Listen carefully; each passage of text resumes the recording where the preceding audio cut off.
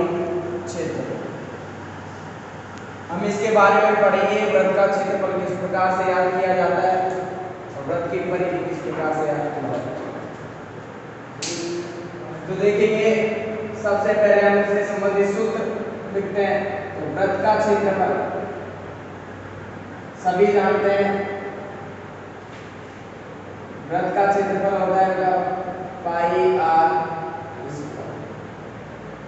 इसके बाद होता है वृत्त की परिधि। वृत्त की परिधि होती है 2 पाई आर। देखिए अब हम देखेंगे क्षेत्रफल, किस भाग को हम क्षेत्रफल कहते हैं और किस भाग को हम परिधि कहते हैं। तो देखिए वृत्त इस प्रकार से होता है, तो वृत्त के अंदर जो ये पूरा भाग होता है, ये पूरा भाग वो कहलाता है क्षेत्र। वृत्त का क्षेत्र, ये वृत्त के अंदर का पूरा भाग क्या कहलाता है? क्षेत्र। और वृत्त के ऊपर ये लाइन अर्थात ये जो चक्र बनाया गया है इसको बोलते हैं परिधि। परिधि की परिभाषा क्या होगी? तो एक चक्कर में तय की गई दूरी, वृत्त का एक चक्कर लगाने में तय की गई दूरी वृत्त की क्या कहलाती है? परिधि। वृत्त का एक चक्कर मान लीजिए हमने यहाँ से रोकना प्रारंभ किया इस प्रकार में, और जाते जाते हम इस प्रकार उसी बिंदु पर वापस पहुंच गए, तो ये क्या कहलाती है? वृत्त की परिधि। और इसके अंदर का जो भाग है वो कहलाता है क्षेत्र। वृत्त के बाद हमारे पास आता है अर्धवृत्त। तो अर्धवृत्त का क्षेत्रफल और अर्धवृत्त की परिधि। अर्धवृत्त की परिधि, अर्धवृत्त की परिधि देखिए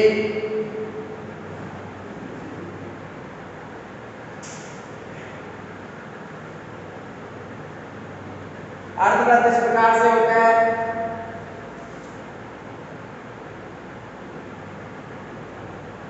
क्षेत्रफल होगा वो इसके अंदर का ये भाग होगा, ये वृत्त का आधा हिस्सा हो गया, इसलिए अर्धवृत्त का आधा कर देंगे और आधा करेंगे तो पाई आर स्क्वायर को गुणा करते हुए बेटा किससे? 1/2 से गुणा करेंगे तो देगा 1/2 पाई आर स्क्वायर। अब हमें चाहिए अर्धवृत्त की परिधि। यहाँ से हमने शुरू किया इस प्रकार गए, यहाँ से इस प्रकार गए, तो ये बन गया अर्धवृत्त। और अर्धवृत्त की परिधि आप करेंगे तो अर्धवृत्त में इसका आधा करेंगे तो क्षेत्रफल आएगा यहाँ 1/2 पाई आर स्क्वायर। अब परिधि आप करें तो यहाँ से और यहाँ आए और यहाँ से यहाँ इसका आधा हो जाएगा, तो हो जाएगा पाई आर। लेकिन अर्धवृत्त के जब भी हम परिधि या परिमाप प्राप्त करें तो ये भाग और जुड़ जाता है।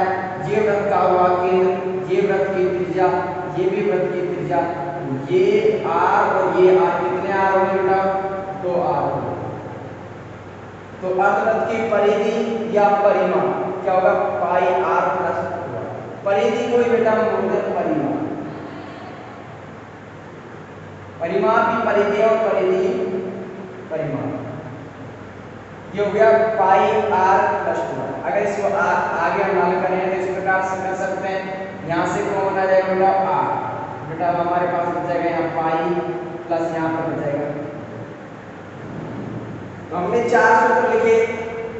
वृत्त का क्षेत्रफल होता है पाई आर स्क्वायर। वृत्त की परिधि होती है 2 पाई आर। अर्धवृत्त का क्षेत्रफल होता है, वृत्त के क्षेत्रफल का आधा 1/2 पाई आर स्क्वायर। अर्धवृत्त की परिधि होती है, वृत्त की परिधि की आधी लेकिन 2 त्रिज्याएं और जुड़ जाती है, इसलिए हो जाता है पाई आर प्लस 2 आर। आर को कॉमन लिया मतलब यहाँ बच गया पाई प्लस यहाँ बच गए। अब हमारे पास आता है कि एक पहिया एक चक्कर लगाने, पहिया भी एक वृत्त के आकार का होता है।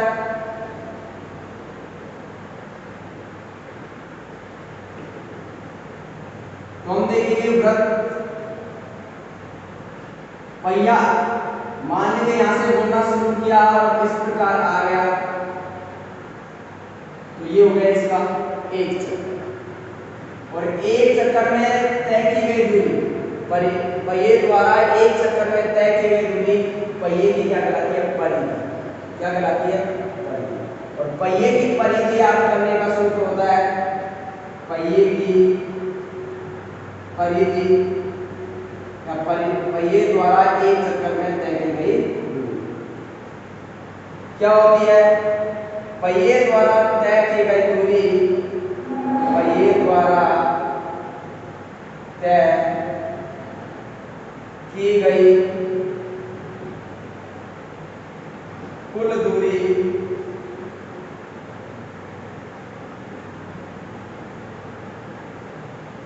बटे पहिए द्वारा लगाए गए चक्करों की संख्या। चक्करों की संख्या किसके चक्कर हैं? पहिए द्वारा लगाए गए चक्कर। अब इसी प्रकार एक सूत्र और है, ये 3, ये 4, ये 5, ये 6। अब पहिए द्वारा लगाए गए चक्करों की संख्या, पहिए द्वारा लगाए गए चक्करों की संख्या।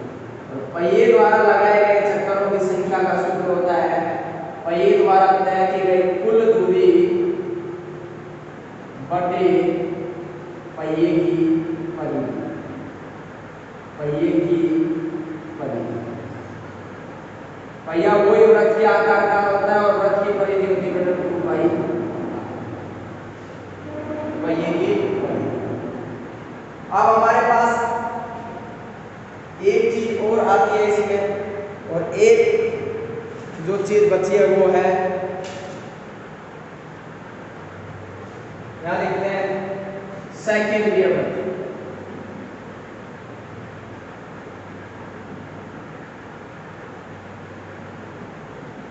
अब कहेंगे साहब सेकेंडरी वृत्त कहते हैं किसे? तो 2 या 2 से अधिक वृत्त जिनका केंद्र एक ही क्या कहलाते हैं? सेकेंडरी। अर्थात एक ही केंद्र से बनाए गए सभी वृत्त क्या कहलाते हैं? सेकेंडरी वृत्त। जैसे हमारे पास एक वृत्त ही है, इसको केंद्र मानकर O को केंद्र मानकर ये वृत्त बनाया गया, फिर O को केंद्र मानकर एक और वृत्त बनाया गया, तो ये दोनों वृत्त क्या कहलाएंगे? सेकेंडरी वृत्त। इस छोटे वाले वृत्त की त्रिज्या मान लेंगे स्मॉल r, बड़े वाले की मान लेंगे कैपिटल। अब सेकेंडरी जो 2 वृत्त हैं इनके द्वारा ये भाग जो घिरा हुआ है इस भाग का क्षेत्रफल निकालने के लिए सूत्र प्राप्त करते हैं। ये सूत्र कहां का काम आया उसकी बात करेंगे, लेकिन उससे पहले इसका हम सूत्र प्राप्त करते हैं। सूत्र प्राप्त करेंगे तो ले सेकेंडरी वृत्तों से सेकेंडरी वृत्तों से परिबद्ध भाग का क्षेत्रफल। सेकेंडरी वृत्तों से परिबद्ध भाग का क्षेत्रफल, और इसका सूत्र होता है कैसे? देखिए याद करते हैं। याद कैसे होगा? देखिए बड़ा वाला वृत्त है उसके क्षेत्रफल में से यदि हम छोटे वाले वृत्त का क्षेत्रफल घटा दें तो जो ये भाग मैंने छायांकित कर रखा है वो हमें प्राप्त हो जाएगा। तो बड़े वाले का क्षेत्रफल क्या होगा? पाई r स्क्वायर, क्योंकि बड़े वाले जो वृत्त है उसकी त्रिज्या कैपिटल R है इसलिए r की जगह कैपिटल R लिखा। इसी प्रकार वही वृत्त का क्षेत्रफल पाई r स्क्वायर होता है, लेकिन r की जगह क्या है? स्मॉल r, तो यहाँ लिखेंगे स्मॉल r का। आगे हल करें तो यहाँ से पाई कॉमन ले सकते हैं बेटा, हमारे पास बचेगा r square minus r square. आगे भी हल करें तो ये हमारे पास एक सरल समीकरण प्राप्त हुई a square minus b square. इन दोनों को एक बार हम प्लस में लिख सकते हैं बेटा, और एक बार किस में लिख सकते हैं? माइनस में। इस प्रकार हमने सेकेंडरी वृत्तों से परिबद्ध भाग का क्षेत्रफल प्राप्त किया। अब देखिए हमें इससे संबंधित सवाल या तो दे दिया जाएगा कि 2 सेकेंडरी वृत्तों की त्रिज्याएं 4 सेमी और 3 सेमी है, इनसे परिबद्ध भाग का क्षेत्रफल याद कीजिए। तब तो हम बड़ी त्रिज्या को कैपिटल R से और छोटी त्रिज्या को स्मॉल r से लिखेंगे, तो डायरेक्ट सूत्र में मान रखेंगे, हल कर देंगे, उत्तर आ जाएंगे। लेकिन हमें प्रश्नों में इस प्रकार न दे के इस प्रकार दे दिया जाए कि एक वृत्ताकार मैदान है और उसके चारों तरफ 7 मीटर चौड़ा एक रास्ता बनाया गया है। रास्ते का क्षेत्रफल याद कीजिए या रास्ते में कंकड़ बिछाने का व्यय याद कीजिए।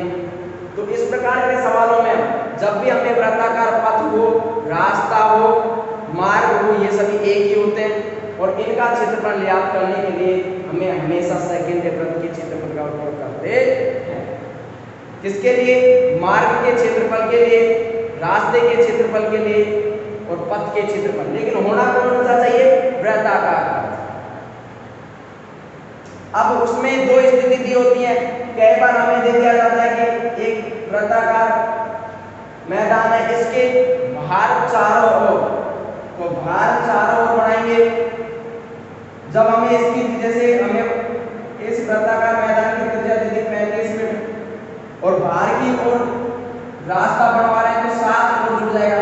तो पहले की त्रिज्या हो जाएगी स्मॉल r और बाद की त्रिज्या हो जाएगी कैपिटल R। तो 35 से 7 मीटर हो जाएगी 42 मीटर। जब बाहर की तरफ दे तो बाहर की तरफ। जब हमें दे दिया जाए अंदर की तरफ तो ये है, इसके मान लीजिए 35 है, अंदर की तरफ बनाएंगे 7 मीटर तो 7 अब की बार कम हो जाएगा तो कितने रह जाएंगे? 28।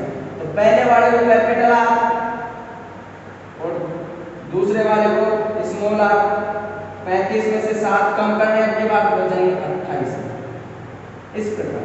और जब हमें कुछ भी नहीं दिया गया, प्रश्न केवल इस प्रकार दिया गया हो कि एक वृत्त जिसकी त्रिज्या, एक वृत्ताकार मैदान जिसकी त्रिज्या 14 मीटर है के चारों ओर 2 मीटर चौड़ा रास्ता बनाया गया। चारों ओर 2 मीटर चौड़ा रास्ता बनाया गया है।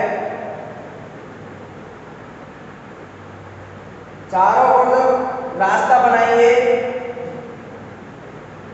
अब ये नहीं दिखा अंदर की तरफ है या बाहर की तरफ। हमें से ऐसे स्थिति में हमें जब हमें दे नहीं रखा हो कि अंदर की तरफ बनाना है या बाहर की तरफ बनाना है, तो ऐसी स्थिति में हम सदैव बाहर की ओर रास्ता, बाहर की ओर रोड बनाएंगे। आगे बात समझिए, रास्ता बनाएंगे वो बाहर की तरफ बनाएंगे। इस चीज को ध्यान रखिए। आगे बढ़ते हैं। हम बात कर रहे थे वृत्त की परिभाषा। वृत्त की परिभाषा होती क्या है? एक स्थिर बिंदु से नियत दूरी पर स्थित बिंदुओं का बिंदुपथ वृत्त कहलाता है। अब वृत्त की परिभाषा हो गई, लेकिन वृत्त की परिभाषा में हमारे पास एक नया नाम आया, बिंदुपथ। ये क्या होता है? इसको प्रश्नावली 10 में पढ़ेंगे। बिंदुपथ उसका नाम है, प्रश्नावली 10। लेकिन एक बार बता देते हैं अब क्या होता है बिंदुपथ। ध्यान से सुनिएगा।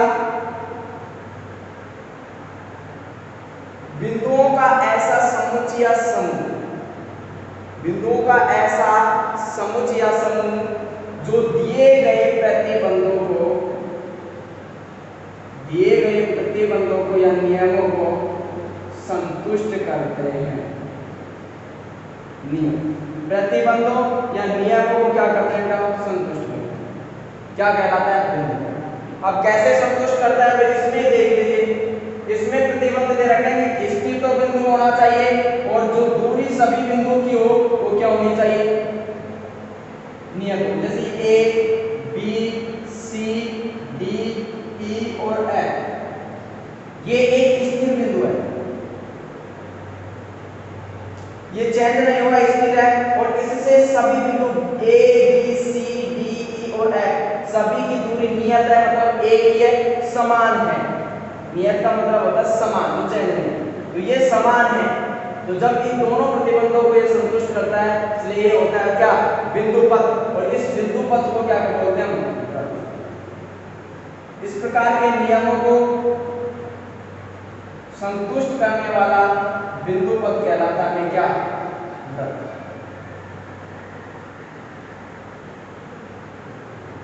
वृत्त।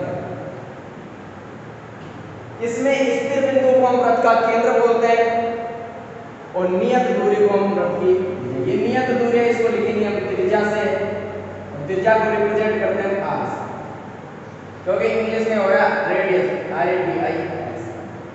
स्थिर होता है, स्थिर बिंदु को बोलते हैं केंद्र, सेंटर। प्रकार से वृत्त की परिभाषा हुई। बिंदु पथ के बारे में हमने देखा। अब हम बात करेंगे सवाल। सवाल किस प्रकार से है, ये किस प्रकार से हमें मिला तो देखेंगे। पहला सवाल हमें दे रखा है, सीधा सीधा सा सवाल है।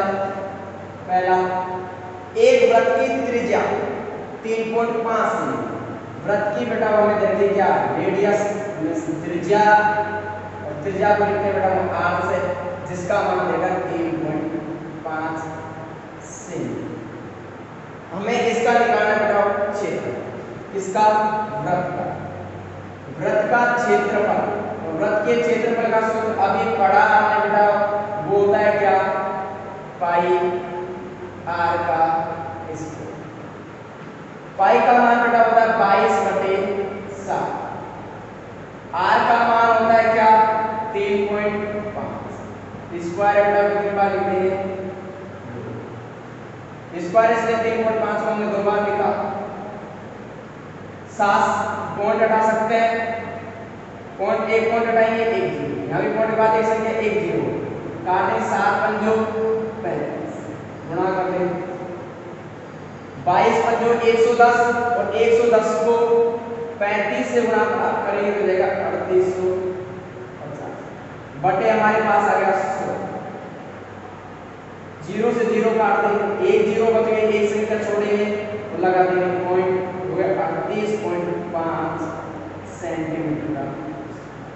क्षेत्रफल में जब भी हम मात्रा लगाते हैं तो इसमें क्या लगाते हैं, स्क्वायर, क्योंकि क्षेत्रफल में 2 विमाएं होती हैं, इसलिए जैसे विमा मीटर सेंटीमीटर में मापते हैं, लंबाई भी मीटर में, चौड़ाई भी मीटर में, मीटर को मीटर से गुणा करेंगे मीटर से।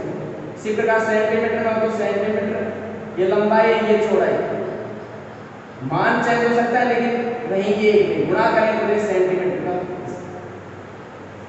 आयतन होगा तो आयतन में 3 विमाएं होती हैं, इसलिए सेंटीमीटर गुणा सेंटीमीटर गुणा सेंटीमीटर, कितनी बार आए, 3 बार, इसलिए आयतन में मात्रक के ऊपर क्यूब लगाया जाता है।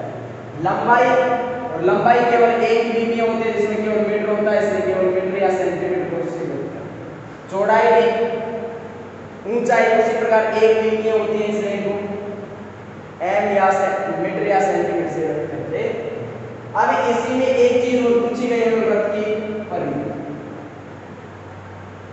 वृत्त की परिधि।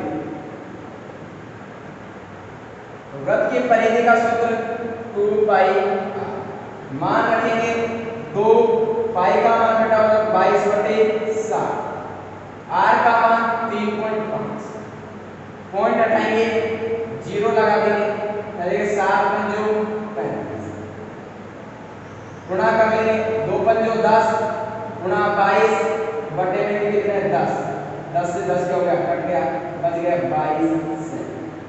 वृत्त की परिधि भी एक मिमी होती है, वृत्त और परिमाप भी एक मिमी होता है।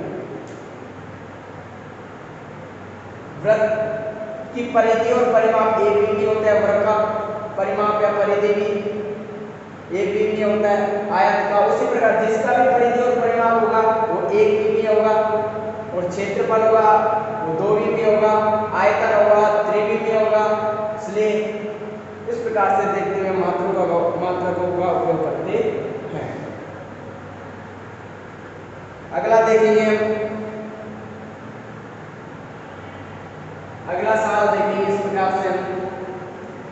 अगला सवाल हमारे पास दूसरा, बात करेंगे इसके बारे में। दूसरा थोड़ा सा चेंजिंग है। एक वृत्त की परिधि 44 है, वृत्त की परिधि, वृत्त की परिधि, और वृत्त की परिधि बेटा हमें दे रखी है कितनी, 44 मीटर। हमें याद करना है वृत्त का क्षेत्र, ध्यान दीजिएगा। वृत्त की परिधि हमें दे रखी है, क्षेत्रफल हमें याद करना है। देखेंगे क्षेत्रफल का सूत्र होता है पाई r, वृत्त के क्षेत्रफल का सूत्र होता है पाई r। पाई का मान तो हम रख सकते हैं 22/7 या 3.1 रख सकते हैं, लेकिन हमें आर का मान और चाहिए क्षेत्रफल निकालने के लिए, लेकिन हमें आर का मान प्रश्न में नहीं दिया गया है। और जब हमें आर का मान नहीं दिया गया है तो पहले हम आर का मान याद करेंगे। और आर का मान याद कहां से करेंगे? जो मान हमें पहले से प्रश्न में दिया है। किसका मान देगा? परिधि का। तो परिधि का सूत्र लगाएंगे और उसी से हम पहले त्रिज्या याद करेंगे, इसके बाद हम क्षेत्रफल याद कर सकते हैं। तो परिधि का सूत्र होता है 2 पाई आर, और इस परिधि का मान देगा बेटा हमें 44। दो ऐसे की ऐसे, पाई की वैल्यू होती है 22/7, आर की वैल्यू हमें याद करनी है बराबर 44। तो 22 को 2 से गुणा करेंगे 44/7, आर ऐसे की ऐसे बराबर 44। आर का मान निकालेंगे 44, इसको इधर भेज देंगे। जब इस संख्या को दूसरे पक्ष में भेजा जाएगा तो संख्या पलट जाएगी, 7 ऊपर चले जाएगा और 44 नीचे। 44 से 44 कट जाएगा, आर बराबर हो जाएगा 7 मीटर। ये क्या आ गया हमारे पास? त्रिज्या। जब त्रिज्या आ गई तो हम क्षेत्रफल याद कर सकते हैं, वृत्त का क्षेत्रफल। और वृत्त के क्षेत्रफल का सूत्र हम सभी जानते हैं, होता है क्या?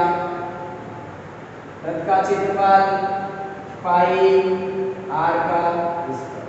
पाई का मान 22/7, आर का मान हमने याद कर लिया 7, स्क्वायर इसलिए 2 बार लिख सकते हैं, 7 से कट जाएगा 7, और 22/7 154। 22 को 7 से गुणा करेंगे 154 मीटर का क्षेत्रफल है, इसलिए मीटर का। अतः वृत्त की परिधि, वृत्त का क्षेत्रफल, वृत्त का क्षेत्रफल, तो वृत्त का क्षेत्रफल बराबर क्या है हमारे पास? 154 मीटर का, बराबर 154 मीटर का, ये हमारे पास है। तो ध्यान रखिए, जब भी हमें कोई याद करना हो, जो भी आप उसका सूत्र देख लें, क्या क्या मान हमारे पास है, क्या नहीं है।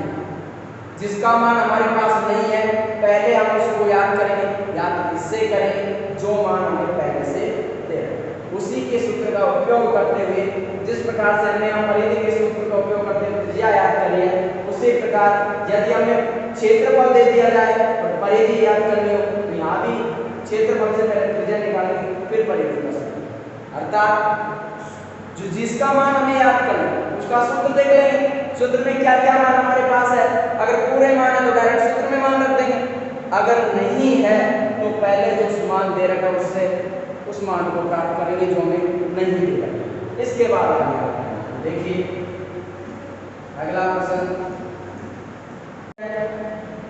पाई आर प्लस 2r। पाई का मान 22/7, आर का मान क्या दे रखा है 21 प्लस 2, आर का मान दे रखा है 21। 7 से काटे 7 या 21, 22 को 3 से गुणा करेंगे 66 प्लस 21 को 2 से गुणा करेंगे 42, और इनको जोड़ेंगे तो हो जाएगा 108 मीटर। अतः